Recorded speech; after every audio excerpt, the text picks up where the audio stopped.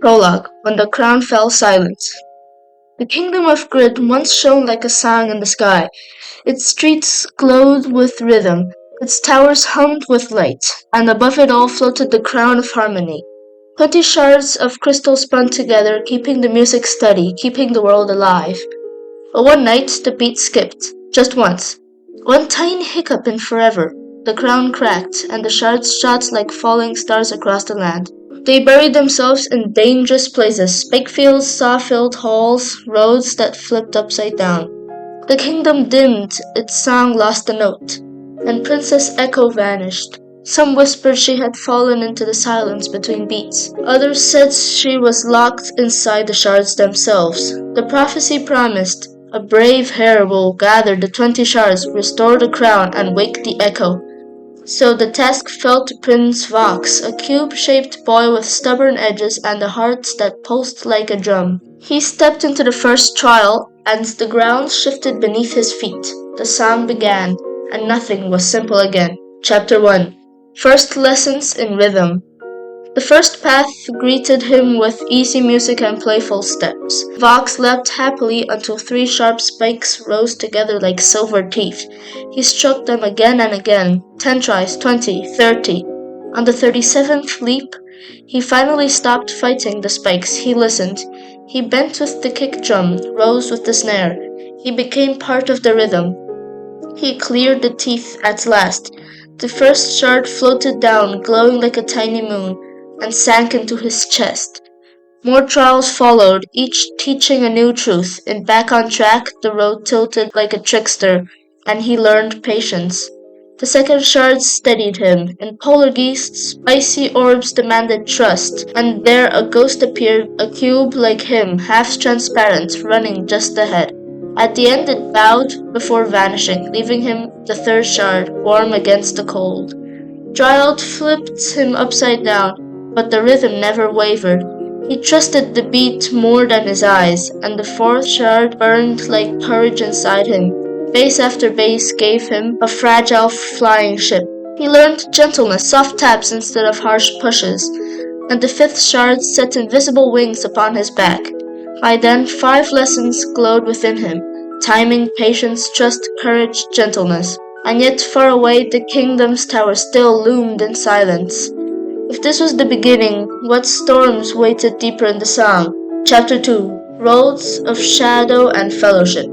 The 6th trout was cloaked in night. Platforms vanished like whispers, and silence pressed in. Vox nearly fell into despair until he planted a beat inside his own chest. Jump, land, jump. His inner rhythm carried him through, and the 6th shard sparkled like a stubborn star. The 7th road was brighter, and he was not alone. Triangles, circles, and hexagons ran beside him.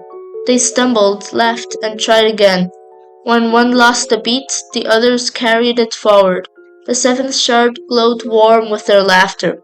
In Time Machine, portals dragged him backward, forcing him to repeat. He grumbled, then saw the gift. The past revealed his mistakes, and he fixed them. The ghost returned, more solid now, mirroring him in reverse. The 8th shard pulsed with memory. In cycles, he discovered his own weakness, the 3rd jump in every 4.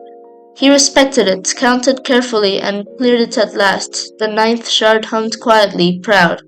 Then came X-Step, fast, cruel, relentless. Twice he reached the end, only to die at 96%, ruined by almost. But he refused to break. On the 13th try, he strung all his lessons together and jumped not for big, but right.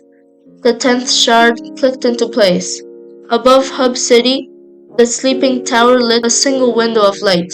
The kingdom stirred. The tower was watching. If the tower had awakened, what was it waiting to see? Chapter 3. Masks, Mirrors, and Flames. The 11th hall was a mess of clutter, but Vox narrowed his focus. One jump at a time. One orb, one landing, next. The 11th shard was clear as water. Trials 12 and 13 tested identity. Portals shrank him, sped him, flipped him, but through every mask ball, robot, UFO, he stayed himself. At the 13th gate, a shard unfolded into a mirror. Fox saw not just one boy, but all the selves he had been. He was not bigger, but he was whole. The 14th gate bore demon in dark letters. The holes were cruel, the saws heartless. Vox built his path piece by piece, like tying a rope he could trust because he tied it himself. The 14th shard burned like fire in his chest. The 15th storm, electrodynamics, hurled him at impossible speed. Inside it he found stillness. The 15th shard rumbled like thunder. The 16th split him into two selves, left swagger and right caution, and when he let them sing together, the 16th shard sang in stereo. The 17th gave him a glowing trail that revealed every mistake. He stopped lying to himself, and the 17th shard glittered with honesty. By then the tower's windows shone like a ladder to the clouds. Crowds gathered in the plaza. Staring upward, the whole kingdom held its breath. If the song was building, what would the drop sound like? Chapter 4: The Final Demon and the White Hall. The 18th trial sharpened every trick. The ghost returned, not faint now but full, running beside him from start to finish. Together they leapt the dreaded triple spike. At the end she lingered, whispering into his heart, "Two more." The 18th shard fused with the others, and the tower revealed a dark arch like a pause hanging in the sky. The 19th path, geometrical dominator, twisted with teleport traps and spider jumps. Fox didn't rush. He made his choices simple. Yes here, no there. Tap now, never later. The 19th shard was so bright it hurt. Only one shard remained. Deadlocked was the cruelest. Narrow straight flies, wave tunnels that devoured heroes, saws that sneered. On his 30th attempt, at 99%, the almost returned.